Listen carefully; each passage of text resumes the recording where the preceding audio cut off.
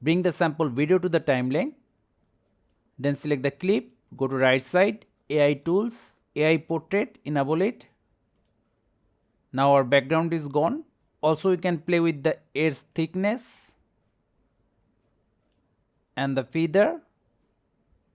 Then move the clip up. Click on this button to add text, quick text, give it same length. Lock the upper layer. Select the text layer, go to right side, insert the text, change the text style, size, position the text. Suppose we are done with the text, unlock the layer, select both layer, move them up and bring the original video to layer 1. And we are done. So thank you guys for watching. Have a good day.